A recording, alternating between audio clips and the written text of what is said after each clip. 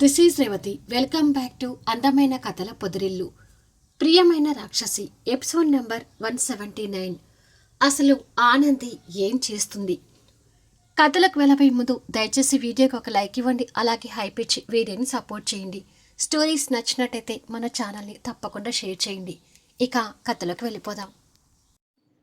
ఆనంది పిలుపుతో అశ్విన్ ఒక్కసారిగా ఉలిక్కిపడి ఎదురుగా ఉన్న తన వైపు చూస్తాడు.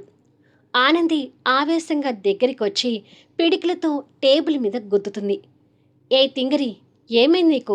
నీకేదో పిచ్చి పట్టినట్టు ప్రవర్తిస్తున్నావేంటి అని అడుగుతాడు. నా పోస్ట్ని అదేవతో చాందినికి ఎందుకు ఇచ్చావు అని అడుగుతుంది. ఓహో, ఈ తింగర్దాని కోపానికి అదా కారణం. నీకు అలాగే కావాలి, లేకపోతే ఆ రంగిని అడ్డు పెట్టుకొని నువ్వు నీ అన్నయ్య నా చెల్లెని ఏడిపిస్తారా? ఇప్పుడు ఆ చాందిని అడ్డు పెట్టుకొని నేను నిన్ను ఏడిపిస్తాను అని మనసులో అనుకొని ఓ స్టైల్లో చైర్కి పూర్తిగా అనుకొని తనని ఈవిల్ స్మెల్తో చూస్తూ, ఈ ఆఫీసులో ఎవరికి ఏ ఉద్యోగం ఇవ్వాలో, ఎవరిని ఏ సీట్లో నుంచి లేపి ఏ సీట్లో కూర్చోపెట్టాలో అనే విషయంలో నాకు ఫుల్ అథారిటీస్ ఉన్నాయి. ఫైనల్గా చెప్పాలి అంటే నీ ఉద్యోగం ఊస్టింగ్ చేసి ఆ పోస్టుని చాందినికి ఇచ్చాను. సో నువ్వు ఇంటికి వెళ్ళి కిచెన్లోకి చేరి ముత్యాలతో కలిసి వంట పని చేసుకోపో అని నిర్లక్ష్యంగా చెప్తాడు. అసలే మండిపోతున్న ఆనంది అశ్విన్ మాటలకు ఇంకా తన కోపం పీక్స్లోకి వెళ్తుంటుంది. ఇప్పుడు ఆ దృశ్యాలన్నీ చాందిని సిస్టంలో చూస్తూ, అది తనకి అలాగే కావాలి. ఇప్పుడు పడింది తనకి గట్టి దెబ్బ. చచ్చినట్టు ఇంటికి వెళ్ళక ఇంకేం చేస్తుంది?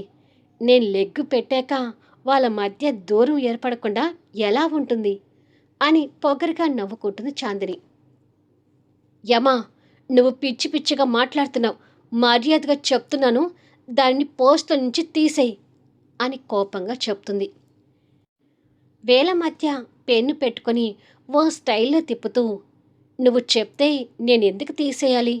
నేను తీసేను. చాందిని ఆ పోస్ట్లోనే ఉంటుంది. సో నువ్వు ఇంటికి వెళ్ళు, నాకు ఇంపార్టెంట్ వర్క్ ఉంది, చూసుకోవాలి అని నిర్లక్ష్యంగా చెప్పి ముందు ఉన్న ఫైల్స్ చూస్తుంటాడు. యమ నిర్లక్ష్య వైఖరికి ఆనంది ఇంకా మండిపోతూ క్యాబిన్ డోర్ ఫోర్స్గా తీసుకుని బయటికి వెళ్ళిపోతుంది. అశ్విన్ వెళ్ళిపోయిన తను చూసి నవ్వుతూ, లేకపోతే రంగీని అడ్డు పెట్టుకొని నా చెల్లెలతో ఆడుకుంటావా? నీతో ఆడుకోవటానికి నాకిప్పుడు చాందిని బాగా దొరికింది అని అనుకుంటాడు. ఆనంది క్యాబిన్ నుండి అలా వెళ్ళిపోయేసరికి అమ్మయ్య, నా అడ్డంకు ఈజీగానే తొలగిపోయింది అని అనుకొని సంతోషపడుతుంటుంది చాందిని. ఇక్కడ చాందిని, అక్కడ అశ్విన్ అలా అనుకుంటున్నారో లేదో బయట నుంచి ఏవో గట్టి శబ్దాలు వినిపిస్తుంటాయి. ఆ శబ్దానికి ఇద్దరు ఆశ్చర్యపోతూ బయటకొస్తారు. అక్కడ జరుగుతుంది చూసి ఇద్దరు కంగు తింటారు. అక్కడ ఆనంది ఫర్నిచర్ పగలగొడుతూ ఆఫీస్ని బీపచ్చం చేస్తుంటుంది. ఆనంది కోపానికి లేడీ స్టాఫ్, జెంట్స్ స్టాఫ్ కంగారుగా చూస్తూ గుసగుసలాడుకుంటారు. అమ్మ ఆనంది, ఏంటి ఆవేశం అంటూ మేనేజర్ భాస్కర్ తనకి అడ్డు వెళ్తాడు. మీరు దగ్గరికి రాకండి, నాకొచ్చే టెంపర్కి ఈ ఆఫీస్ అంతా తగలబెట్టాలని ఉంది అంటూ ఆనంది అక్కడ ఉన్న చైర్స్ని టపటపా నేలకేసి కొడుతుంటుంది. సైలెంట్గా ఇంటికి వెళ్తుంది అనుకున్న ఆనంది ఇప్పుడు తను చేసే బీపచ్చానికి అశ్విన్కి చుక్కలు కనపడుతుంటే చాందినికి చెమటలు పడుతుంటాయి. ఏ ఆనంది, ఇది ఆఫీస్ అనుకున్నావా లేక చేపల మార్కెట్ అనుకున్నావా? ఏంటిదంతా అంటూ అశ్విన్ సీరియస్ అవుతాడు. ఆఫీస్ని చేపల మార్కెట్ చేయాలని నువ్వు అనుకుంటే దానికి నేను ఏమీ చేయలేను. నా పోస్ట్ నాకు కావాలి. వెంటనే ఆ చాందినిని పోస్ట్లో నుంచి తీసేయి, లేదంటే ఇలాగే గొడవ చేసి ఈ ఆఫీస్ని చేపల మార్కెట్ కంటే అధ్వానం చేస్తాను అంటూ ఫర్నిచర్ ధ్వంసం చేస్తుంటుంది. అమ్మో, నిజంగానే నన్ను ఉద్యోగం నుంచి తీసేస్తాడా ఏంటి? అయినా అలా ఎలా తీసేస్తాడో? నన్ను అంత త్వరగా ఉద్యోగం నుంచి తీసేయాలంటే వాటికి కొన్ని రూల్స్ ఉంటాయి కదా అని అనుకొని చాందిని మళ్ళీ ధైర్యంగా ఉంటుంది. అయ్యో, ఏదో ఒకటి చేయండి సార్ అంటాడు భాస్కర్ కంగారు పడుతూ. ఏముంది చేయటానికి? తనకి నిన్న జాబ్ ఇచ్చి ఇవాళ జాబ్లో నుంచి తీసేయడం అంటే ఆఫీస్ రూల్స్ అతిక్రమించినట్టే అవుతుంది అని అంటాడు అశ్విన్. అయితే నన్ను జాబ్‌లో నుంచి తీసేయడం కూడా ఆఫీస్ రూల్స్‌కి వ్యతిరేకమే కదా! అని అడుగుతుంది ఆనంది. అవును సార్. ఆనంది మేడం అనేది కూడా కరెక్టే కదా సార్. ఆ rules and regulations Anandi madam కూడా వర్తిస్తాయి కదా! అంటూ లేడీ ఎంప్లాయీస్ ఆనందికి సపోర్ట్‌గా వస్తారు. ఎలా వస్తాయి? ఆనంది నాకు పరాయిదైతే తనని అలా జాబ్‌లో నుంచి తీసేయడం రూల్స్‌కి వ్యతిరేకమే అవుతుంది. కానీ తను నా వైఫ్. అంటే ఈ కంపెనీ తనది కూడా. ఆ స్వతంత్రంతోనే తన్ని ఆ పోస్ట్‌లో నుంచి తీసేశాను. అయిన వాళ్ళ దగ్గర ఆఫీస్ రూల్స్ అడ్డురావు అంటాడు అశ్విన్. అవును, అది కూడా నిజమే అని అనుకుంటారు లేడీ స్టాఫ్. ఆ మాటలకు చాందిని సంతోషపడుతూ చక్కగా తన ఇంటికి వెళ్తే ఇక్కడ నేను స్ట్రాంగ్‌గా నిలదొక్కుకుంటాను అని తనలో తను అనుకుంటుంది. జెన్ స్టాఫ్ మాత్రం అక్కడ జరిగేదంతా ఓ సినిమా చూస్తున్నట్టుగా చూస్తుంటారు. ఇవన్నీ నాకు తెలీదు. నా పోస్ట్ నాకు కావాలి. లేదంటే ఆఫీస్‌ని చేపల మార్కెట్ చేస్తాను అంటూ అక్కడ ఉన్న ఇంకొక చైర్ నాశనం చేస్తుంది ఆనంది. ఏంటి బెదిరిస్తున్నావా? అంటూ కోప్పడతాడు అశ్విన్. ఎస్, బెదిరిస్తున్నాను. లేకపోతే నన్ను ఉద్యోగం నుంచి తీసేసి నన్ను ఇంటికి వెళ్ళి వంట చేసుకోమంటావా? అంటే నీకు నేను ఎలా కనిపిస్తున్నాను? ఇంట్లో వంట చేయడానికి పనికి వస్తాను కానీ ఆఫీస్ వర్క్ చేయడానికి పనికిరానా? నేను కష్టపడి రమ్మీ ఆడి ప్రాజెక్ట్ ప్రజెంటేషన్ ఇచ్చి కంపెనీకి ప్రాజెక్ట్ తీసుకొచ్చిన విషయం మర్చిపోయావా? అని కోపంగా అడుగుతుంది. చూడు, నువ్విక్కడ ఎన్ని వేషాలు వేసినా సరే చాందినిని పోస్టు నుంచి తీసేసేది లేదు. నిన్ను ఆ పోస్ట్లో కూర్చోబెట్టేది లేదు అంటాడు అశ్విన్. ఆ మాటలతో చాందినికి 100 ఏనుగుల బలం వస్తూ అది అలానండి అని అనుకుంటుంది. ఆనంది కోపంగా దగ్గరికొచ్చి ఇదేనయ్యమ్మా నీ నిర్ణయం అని అడుగుతుంది. ఎస్, ఇదే నా నిర్ణయం అని ధీమాగా అంటాడు. అయితే ఇక నా సంగతి చూసుకో అని మై డియర్ ఎంప్లాయీస్, ఈ చాందిని నాకు అసలు నచ్చలేదు. తనని పోస్ట్ నుంచి తీసేసి నా పోస్ట్ నాకు ఇవ్వడం కోసం నేను ఇక్కడ ధర్నాకి దిగుతున్నాను. నాకు సపోర్ట్ చేసేవాళ్ళు నా వైపుకు రండి అని అంటుంది. అది విని భాస్కర్, చాందిని, అశ్విన్ ఆశ్చర్యపోతుంటే లేడీ స్టాఫ్, జెంట్స్ స్టాఫ్ అందరూ సందేహంలో ఉంటారు. లేడీ స్టాఫ్ గుసగుసలాడుకుంటూ ఆ చాందినిని చూస్తే మనకు కూడా ఒళ్ళంతా జరులు పాకుతున్నట్టుగా ఉంది. మనం ఆనంది మేడంకి సపోర్ట్ చేద్దాం అని అందరూ అనుకొని మేమంతా మీ వైపే మేడం అంటూ లేడీ స్టాఫ్ అందరూ ఆనంది వైపుకు వస్తారు. అది చూసి అశ్విన్ నివ్వెరపోతుంటే వామ్మో, ఎన్ఏఎస్ కంపెనీ చరిత్రలో ఇలాంటిది నేను ఎప్పుడూ చూడలేదు అని అనుకుంటాడు భాస్కర్. దేవుడా, ఈ ఆనంది అంత ఈజీగా వదిలేలాగా కనిపించడం లేదే అని అనుకొని టెన్షన్ పడుతుంటుంది చాందిని. జెన్ స్టాఫ్లో కూడా కొంతమంది మంచివాళ్ళు ఉంటారు కాబట్టి ఒకరికొకరు ఆనంది వైపు వస్తారు. అది చూసి అశ్విన్ ఇంకా షాక్ అవుతుంటాడు. కానీ చాందిని మీద మోజుపడిన కొంతమంది జెన్ స్టాఫ్ మాత్రం ఆనందికి సపోర్ట్ చేయకుండా అక్కడే ఉండిపోతారు. ఆనంది వాళ్ళని కోపంగా చూస్తూ మీరు కూడా నా వైపుకు వస్తారా? లేకపోతే మీరందరూ ఈ చాందినికి లైన్ వేస్తున్నారని మీ పెళ్ళాలకి ఫోన్ చేయమంటారా? అంటూ వాళ్ళని బెదిరిస్తుంది. దెబ్బకి ఉన్న జెన్ స్టాఫ్ కూడా ఆనంది వైపుకు వెళ్తుంటే ఏయ్, మీరందరూ తన బెదిరింపులకు భయపడుతున్నారా? అంటూ అశ్విన్ వాళ్ళ మీద సీరియస్ అవుతాడు. ఆగండి సార్, ఏ పోరైనా భరిస్తాం కానీ పెళ్ళాం పోరిని భరించలేం. పెళ్ళాంతో గొడవలంటే నరకానికి దారి వెతుక్కున్నట్టే. ఆల్రెడీ మీరు ఫేస్ చేస్తున్నారు కదా, మా దారిన మమ్మల్ని పోనివ్వండి అని చెప్పి ఆనంది వైపుకు వెళ్తారు. అది ఈ ఆనంది అంటే అంటూ ఆనంది యాటిట్యూడ్గా కన్నుబొమ్మలు ఎగిరేస్తూ అశ్విన్ వైపు కోపంగా చూస్తుంది.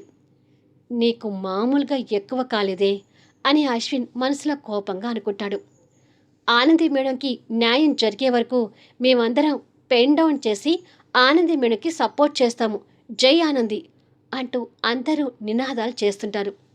ఆనంది అది చూసి ఆత్మస్థైర్యంతో అశ్విన్ వైపు సూటిగా చూస్తుంటుంది. తన చూపులకి అశ్విన్ కోపం తెచ్చుకుంటూ మీరందరూ ఇలా వర్క్ ఆపి నినాదాలు చేస్తూ ఆఫీస్ని చేపల మార్కెట్ చేస్తుంటే ఈ కారణం చూపించి మీ అందరినీ కూడా ఉద్యోగం నుంచి తీసేస్తాను అంటూ బెదిరిస్తాడు. Hello mister boss, wait wait అంటుంది ఆనంది. ఏంటి అన్నట్టుగా చూస్తాడు అశ్విన్. ఇప్పుడు అందరినీ ఉద్యోగాల నుంచి తీసేశారే అనుకోండి. అందరూ తలా ఒక కంపెనీకి వెళ్ళి ఈ నెల కాకపోతే వచ్చే నెలైనా ఉద్యోగం సంపాదించుకుంటారు. అందరికీ ఉద్యోగాలు దొరుకుతాయి. కాకపోతే కాస్త వెనక ముందు అవుతుంది. కానీ ఇప్పుడు ప్రెజెంట్ రన్ అవుతున్న ప్రాజెక్ట్స్ దృష్ట్యా తమరు ఈ పాత ఎంప్లాయీస్ని తీసేసి కొత్త ఎంప్లాయీస్కి ప్రెజెంట్ రన్ అవుతున్న ప్రాజెక్ట్ వర్క్ మీద అవగాహన కల్పించి ఇన్ టైంలో ప్రాజెక్టులు కంప్లీట్ చేయాలంటే అది కాని పని. ప్రాజెక్ట్ ఇన్ టైంలో కాకపోతే కంపెనీ బ్రాండ్ వాల్యూ ఎంతగా పడిపోతుందో ఈ కంపెనీ సీఈఓగా నేను మీకు చెప్పాల్సిన అవసరం లేదు. ఇన్నేళ్లుగా మీ అమ్మగారు స్థాపించిన ఈ సంస్థని భూస్థాపితం చేయాలని కోరుకుంటే అలాగే కానివ్వండి అని రెక్లెస్గా అంటుంది ఆనంది. ఆనంది మాటలో కూడా నిజం ఉండేసరికి అశ్విన్ తడబడుతుంటాడు. ఛ అని చాందిని మూతి 3 వంకలు తిప్పుకుంటుంది. భాస్కర్ కూడా కంగారు పడుతూ అక్కడ వరకు వెళ్ళటం పక్కన పెట్టండి సార్. అసలు ముందు ఈ గొడవ గురించి నందితా మేడంకి తెలిస్తే ఎంత చీప్గా ఉంటుందో ఆలోచించండి అని అంటాడు అశ్వినికి మాత్రమే వినిపించేటట్టుగా.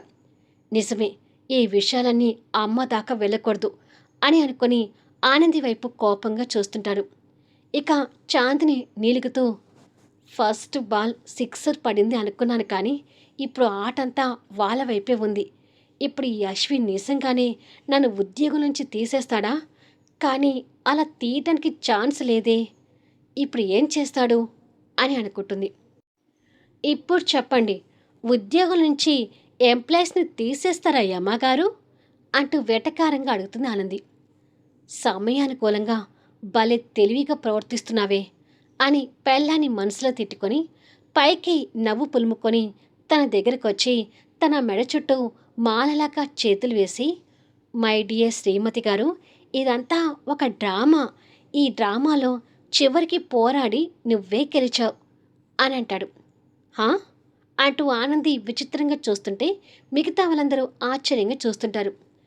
అశ్విన్ సార్ ఏదో పులిహోర కలుపుతున్నారట్టుంది అని అనుకుంటాడు భాస్కర్. నిన్న ఆ పోస్ట్ నుంచి తీసేసింది ఇంటికి వెళ్ళి వంట చేసుకోవడానికి కాదు ఆనంది అని అంటాడు అప్పటికప్పుడు నవ్వు పులుముకుంటూ. అవునా, మరి దేనికో అని అడుగుతుంది.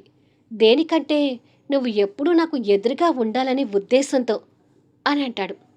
చాందినితో సహా ఆ మాటలు ఎవరికీ అర్థం కానట్టుగా చూస్తుంటారు.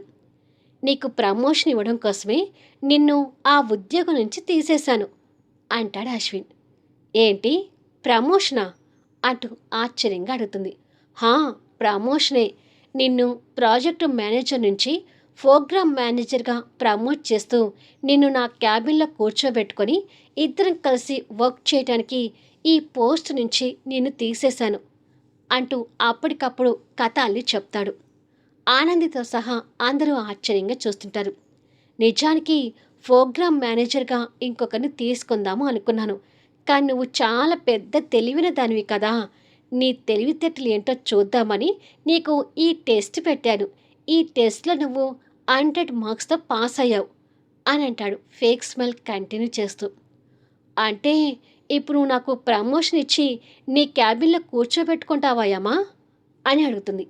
అంతే కదా మరి అంటాడు నవ్వుతూ. ఇదేదో బాగుంది మేడం, మీరు వెళ్ళి వేరే క్యాబిన్లో ఉండే బదులు ప్రమోషన్ తీసుకొని సార్ క్యాబిన్లోనే ఉండండి అంటారు లేడీ ఎంప్లాయీస్. నిజమే, ఇదేదో బాగానే ఉంది అని ఆనంది కూడా అనుకుంటూ ఉంటే చాందినికి మాత్రం మండిపోతూ, ఇదేంటి ఇలా జరుగుతుంది?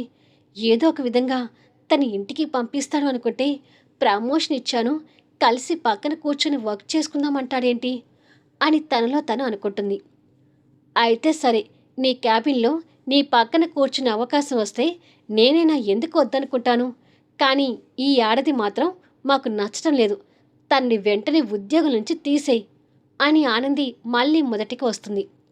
అబ్బా ఆనంది, తనని నిన్న పోస్ట్లోకి తీసుకుని ఇవాళ జాబు నుంచి తీసేయటం కంపెనీ రూల్స్కి విరుద్ధం అవుతుంది.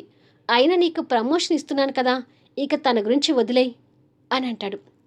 సరేలే అంటూ ఆనంది తన్ని కోపంగా చూస్తూ చెప్పి, డియర్ ఫ్రెండ్స్, నాకు న్యాయం జరిగింది. ఈ న్యాయం జరగటానికి నాకు సపోర్ట్ చేసిన మీ అందరికీ థ్యాంక్ యూ సో మచ్ అని అంటుంది. ఇట్స్ ఓకే మేడం, మీకు ప్రమోషన్ వచ్చినందుకు కంగ్రాచులేషన్స్ అంటూ చెప్పి అందరూ వెళ్ళి వర్క్లో కూర్చుంటారు. చాందినిని ఆనంది ఇంకా కోపంగా చూస్తూనే, నిన్ను అంత ఈజీగా ఏమీ వదలులే అని మనసులో అనుకొని క్యాబిన్లోకి వెళ్తుంది. నేను వెళ్ళి ఆనంది మేడంకి టేబుల్ సెట్ చేస్తాను సార్ అంటూ మేనేజర్ వెళ్ళాడు. ఇక అక్కడ ఉంది అశ్విన్, చాందిని మాత్రమే. చాందిని దగ్గరికి వెళ్ళి, ఏంటి సార్ మీ మిస్సెస్ అలా ప్రవర్తిస్తుంది? అసలు తను ఈ ఫర్నిచర్ అంతా ధ్వంసం చేస్తుంటే తను లాగిపెట్టి ఒకటి ఇవ్వాల్సింది అని అంటుంది. తన భార్య గురించి ఒక ఎంప్లాయ్ అలా మాట్లాడడం సహించలేక, shut up Chandini, don't cross your limits అంటూ తన మీద ఒక్కసారిగా సీరియస్ అవుతాడు. మళ్ళీ నెక్స్ట్ వీడియోలో కలుద్దాం. కథ నచ్చితే లైక్ చేయండి, హైప్ ఇవ్వండి, మీ అమూల్యమైన అభిప్రాయాలను తెలియచేయండి. అలాగే మన స్టోరీస్ని తప్పకుండా షేర్ చేయండి. Thank you for listening.